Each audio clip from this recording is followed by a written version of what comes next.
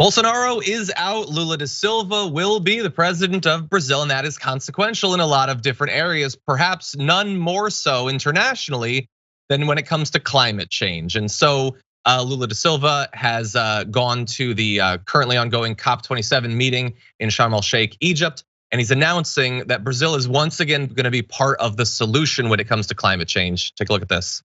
I want to take advantage of this conference to announce that climate change will have the highest priority in my government.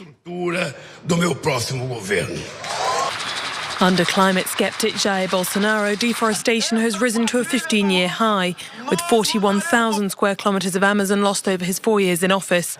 Hailing his election victory as good news for the Amazon, Lula vows to break with the legacy of his predecessor. There will be no climate security if the Amazon isn't protected. We will spare no effort to bring the deforestation and degradation of our biomes to zero by 2030. So everything that Lula is saying there is great. And I'm glad that this is something that they're going to be reversing on, because Bolsonaro was an absolute like apocalyptically terrible when it came to his approach to the Amazon, not just to the actual natural resources of the Amazon, but the indigenous people that live in the Amazon.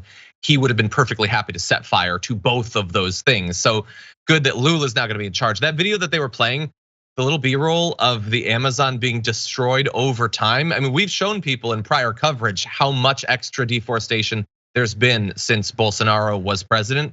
Thank God he's not going to be in charge of that anymore. Mondale, what do you think? I actually, and I looked at you at the same time, John, when that video played and showed how much open space was created on the Bolsonaro. It was absolutely scary, and you cringed like when I cringed. And I think people forget that.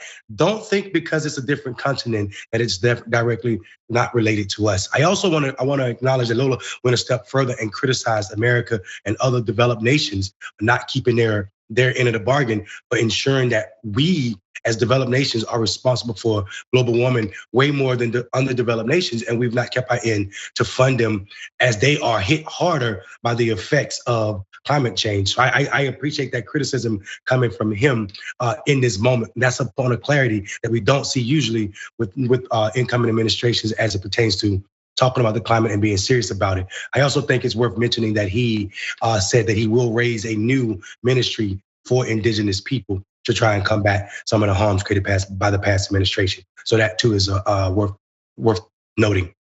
Yeah, much needed. I mean, there's been a lot of violence over the past few years against both indigenous people in the Amazon as well as environmental activists working in that area. And to your prior point, Lula specifically pointed out that back in 2009, there was this promise amongst a large group of industrialized countries that they were going to be providing about $100 billion a year to different developing nations so that they can put together projects having to do with climate change to mitigate some of the negative effects, which again, as Mondale was saying, they did not contribute to nearly as much as we did.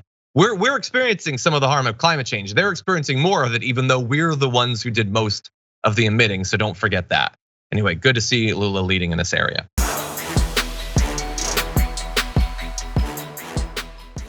Check out the Damage Report podcast each day, wherever you get your podcasts, whether Pocket Casts or Stitcher or iTunes. You can join me as I give you the news and stories you want, with a range of co-hosts and interview guests jumping in on the fun each day. Again, that's the Damage Report, wherever you get your podcasts. And if you get them at iTunes, don't forget to rate and review. Sometimes I'll read them live on the show.